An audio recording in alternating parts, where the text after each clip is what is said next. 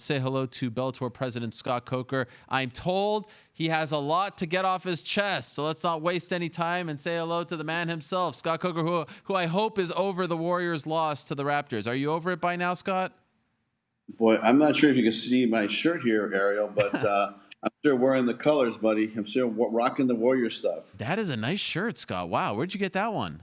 Oh, I got it at the stadium on my way to losing the finals. Do they give you that when they make you pay like $1 million for the Chase Center? Is that like the thing that they throw in?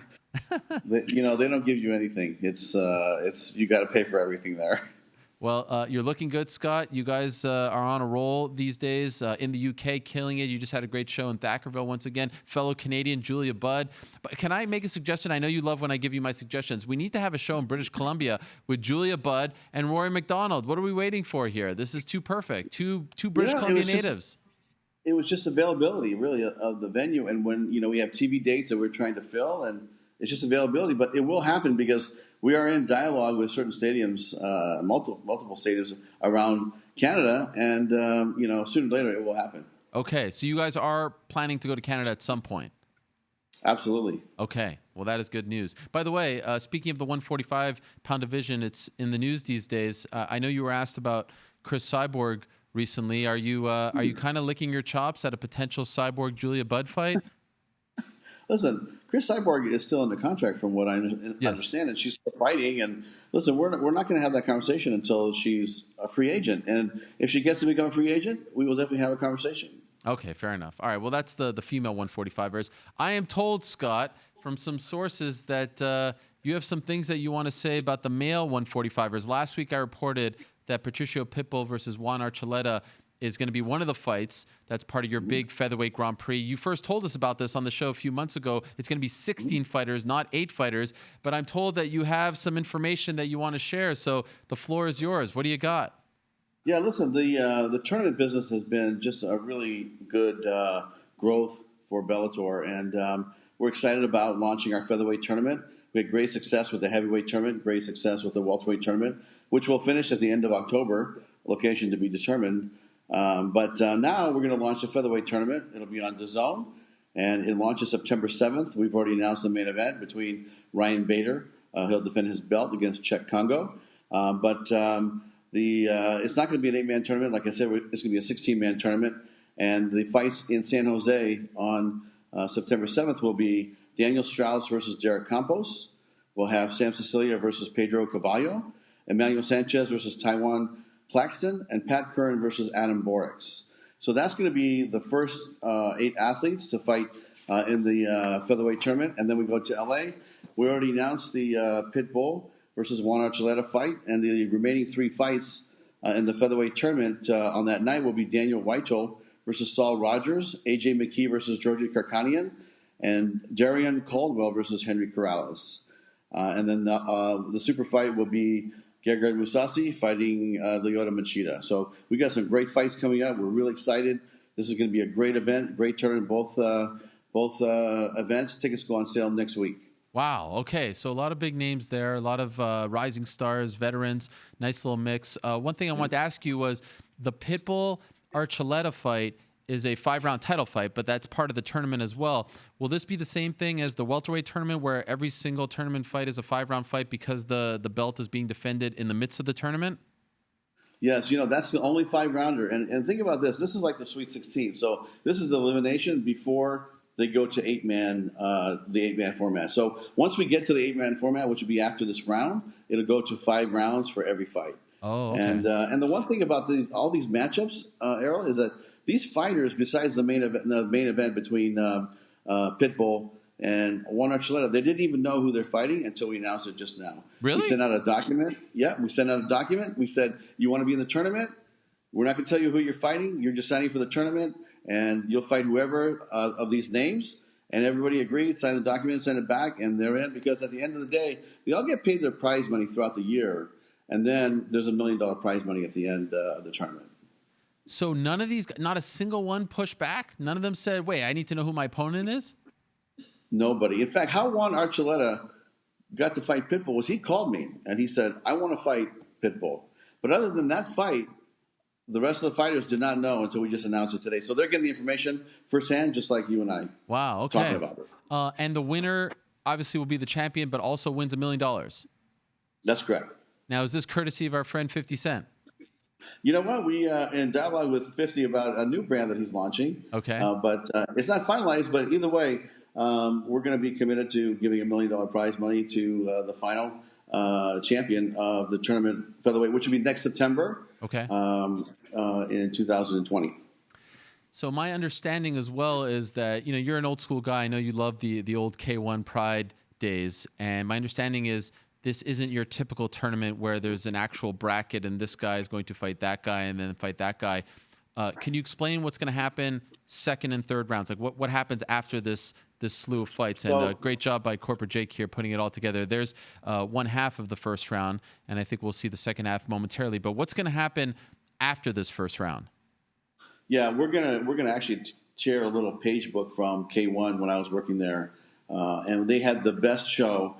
So don't get locked into the brackets of who's fighting who on these brackets, because there are no brackets right now. These are just single fights. We're gonna end up with 8 athletes at the end of September 28th. Then September 30th, we're going to go into the studio at Viacom there in Hollywood, and we're going to do a show, and it's going to be a drawing show. And so we have 8 athletes go into the television studio, and it's going to be a drawing of sorts, which they will go and pick a number, and they'll go to different, like a different set design that we have, and they'll be able to basically pick who they want to fight, and then at the end of the day, we'll have an 8-man tournament that's a random draw is what we're trying to create. That's incredible. And this will air live?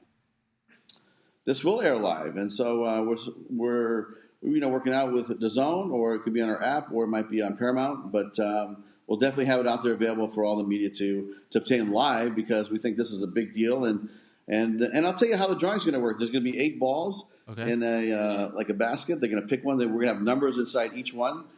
And we're going to have 8 slots against the wall. And then if I pick one, I get to go first. I could pick any one of those 8 numbers and walk up and stand under that number. And if I pick number 2, now I have a choice. I could go fight the number 1 slot wherever they went, or I could go on the other side of the bracket. If I pick number 3, now I have 3 choices. I could fight the number 1 slot, the number 2 slot, or pick an empty bracket. So this is the way K1 did it. I loved it. I thought it was fantastic. And I'm looking forward to getting to that, 8-man tournament at the end on the 30th and making a great show out of it. Wow, I love that. That's a great twist. You've done the heavyweight tournament, the welterweight tournament about to wrap up, but this is fun because you've never had 16 guys before. I have to ask, conspicuous by his absence is Aaron Pico. He's not a part of the tournament. I'm curious why you left him out. Well, Aaron is an athlete we still have a tremendous lot of respect for. As far as belief in Aaron, we still are, in the Aaron Pico business. And we thought that this might be a good time for him to take a step back before he moves forward. And these are all like just, fights that, throwing him right back in there. We thought there might be a time to take a little bit of a step back. And also, Ariel, we're due to meet his management here, I want to say, in the next 2 weeks, and have a conversation and figure everything out. But as far as, Aaron fighting, maybe he ends up on the alternate slot. And so he might be competing, but just in a different way. And maybe he could earn his way back into the tournament, or earn his way into the tournament. But for right now, I feel really good about these 16 athletes. I mean, we have a killer division, and all the heavy guns there are going to be throwing it down on starting September 7th. I have seen several fighters campaign to be a part of the tournament on social media. Did you have a lot of fighters reach out to you guys and ask to be a part of it leading up to making the final decision? Yeah, I mean, in fact, not just some fighters that didn't make the list, which I don't want to go into that, but we felt like these were the people that would best represent Bellator and to make it a great tournament. And a lot of these guys are part of the old school regime of Bellator.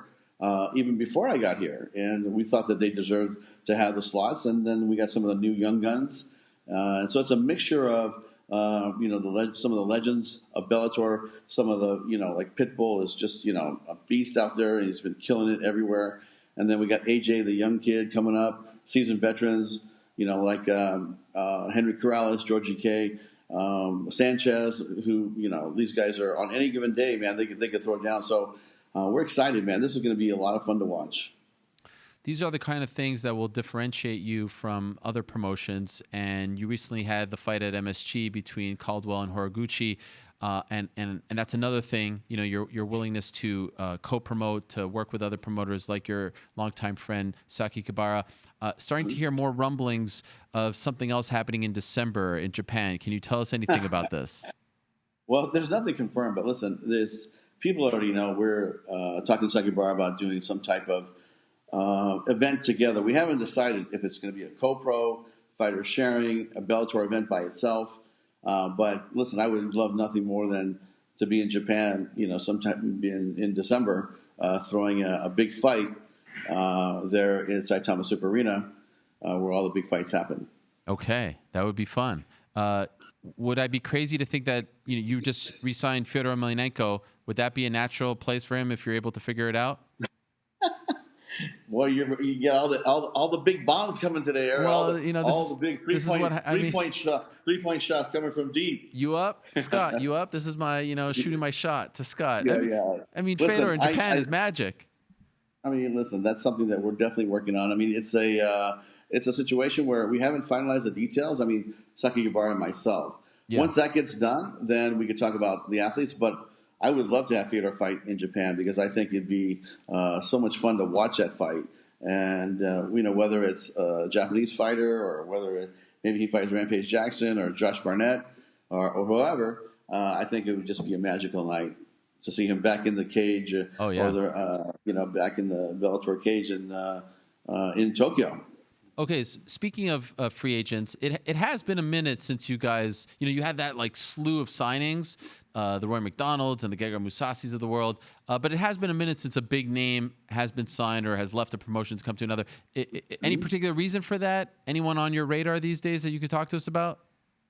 I'll tell you, I just think that the people that, these organizations, there's a lot of organizations coming into the business right now, and it reminds me of the time when we had Pro Elite and Affliction and Strikeforce and Pride and UFC and the list goes on and on and on. So to me, it's just going to be a matter of these companies to see where they're going to go, or if they're not going anywhere, then there'll be more free agents on the market. This is the kind of business that's going to go up and down, and and sometimes when there's not free agents available, that's why we build them, because you have to build them from the bottom up. And we've done a great job here in the last 3 years of building some top athletes ready to take the next step. But free agents will come, and then free agents will go, and they'll be available sometimes, and they won't. And that's just the nature of the business. But there's a lot of promotions right now that are out there, signing people, and let's see what happens. It's going to be something that's going to be, I think, a short-term to mid-term, question mark as to how the sustainability of these other business models, to see how they go, and that'll determine how the free agent market goes. It will kind of reflect itself. How about your old friend Tito Ortiz signing with Combates and fighting Alberto Del Rio? We're about to talk to him in a few minutes. What did you make of that decision? Well, listen, I mean, he wants to fight, and I think it's a good fight for him.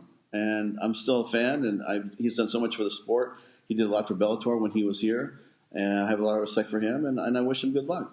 I don't hear, I hear him talking about Dana a lot these days and the UFC. I don't hear him, shouting you out and saying, Scott gave me a new lease on my career. Where's the love for you? No, it's okay. Listen, he was with the UFC for how long? I mean, right. Decades, right? I mean, we had a 2-year, relationship as a promoter and fighter. And so, I get it. He's been around for a long time. And, we're probably with him 10% of his longevity in the MMA business. Did you see the Ben Askren knockout? I did. Yeah, that was tough to watch, man. I mean, the shot was great. It was a great technique, but the aftermath of him freezing up, and I didn't feel good about that part. That was a little bit scary. Jorge Masvidal, former Strikeforce guy. Yeah, you know what? I'm still counting on my clickers, man. I mean, I was like Luke lost, and Masvidal won, so I'm 1-1 tonight. But it's still when somebody gets frozen up like that, you're really worried. And then I heard he went to the hospital, and that's just something that you don't want to see or hear in the sport. But I know it's in the business and it's part of the business. But for me personally, it was tough to watch. Okay, a few other things before I let you go. Do we know when the welterweight final is going to be? Because I know you said that you wanted it to be in September, but then Rory asked for a little more time. Have you pinpointed when that will be yet? Yeah, it'll be. Well, I have a roundabout time. It's going to be end of October. Okay. Location to be determined, but we will, have the fight before the end of October, and Rory will defend his title against Douglas Lima, which is just going to be another amazing fight. So I think Rory wanted a little bit more time to heal, which I thought 30 days was reasonable, and we're going to get it on in October. Perhaps in British Columbia? We're working on it. Okay. I don't want to make a commitment. I don't want to make a commitment. Fair enough. Also curious, because you've been talking about the Featherweight Grand Prix for a while. Now that it's set, and we've gone heavyweight out of the way, welterweight about to be out of the way, featherweight's about to start. Have you already started to think about the next one, the next weight class? Yeah, absolutely. And and I'll be honest with you, one of the weight classes that comes to my mind is maybe the 205-pound weight class. Interesting. Because you have Bader in there, you have Musasi that could fight in there. You could have Lyoto Machida in there. You got Phil Davis in there. I mean, we have a good amount of talent in that weight class that we could actually do a nice 205-pound tournament. Would that be next year though? Yeah, I think a tournament once a year is definitely enough. I don't want to run multiple tournaments where they kind of run across each other. Our goal was to get the Rory fight done before we started this featherweight tournament. It wasn't possible, but I feel like that fight will be over, and then it'll be all about the featherweight starting in September, and then October we'll finish the welterweight tournament. But overlapping tournaments, especially multiple tournaments, I just don't think that's the right way to do it. Would you ever go back to the one-night deal? I know you dabbled with that a few years ago. The four-man in San Jose. Do you like that, or do you prefer to keep them separate? The four-man tournament, especially for MMA, it's very tough because people get hurt. And so I like the format the way we're doing it now because, Ariel, you have a chance to really create a story and really paint the story about all these great athletes, their hometowns, what they're doing, how they're training, who they're training with, all their friends or relatives. And you really get to know them. And that's what I really appreciate about these year-long tournaments is that we're painting a picture. And by the end of the year, I think that everybody's going to know who these fighters are that are in the 1 and 2 slot fighting for the title. Okay. Well, some big news, Scott. This is exciting stuff. I appreciate you coming on and sharing this with us. By the way, I don't see Dylan Dennis there. I know he doesn't fight at 145, but I just figure he's such a big name. You might as well just put him in every tournament, no? Make him figure it out. Well, he's in the other office working today, so I'm not sure if he has time to train to get to 45. The business partner, so he's got to work too. He can't just get a free ride. Can we look at that full screen one more time? Let's see the field before we say goodbye to Scott. So kind to be on the program here and share this with all of us. So here it is. It kicks off September 7th at the Shark Tank, the old stomping grounds in San Jose. Daniel Strauss versus Derek Campos. Sam Sicilia against Pedro Carvalho. Emmanuel Sanchez against Taiwan. Speedy Claxton and Pat Kern against Aaron Borsch. That's a great fight right over there. Old versus new. And then, of course, the title fight. Juan Archuleta is on some kind of roll. Had the big win last month at MSG against Patricio Pitbull, the champion. Daniel Weichel against Sal Rogers. I love that fight. AJ McKee against Georgi Karakhanyan. And, of course, Darren Caldwell moving up to 145 once again against Henry Corrales, who had a nice win earlier this year as well. So great stuff there. That's September 28th in Inglewood. I appreciate you doing this, Scott. Thank you very much for sharing that information. Good luck the rest of the way. And congratulations on what's going on in the UK as well for you guys. You guys are killing it over there with your European series. I understand the ratings are doing very well as well. So keep up the great work over there in that market. Thanks, Ariel. I appreciate it. Hello, everyone. It's Ariel Helwani. I just came here to thank you for watching our ESPN YouTube channel. It's the best. You know what else is the best? The ESPN app. You can get highlights, analysis, all that stuff and more. And if you want premium content and live streaming sports, there's only one place for all of that. It's ESPN Plus.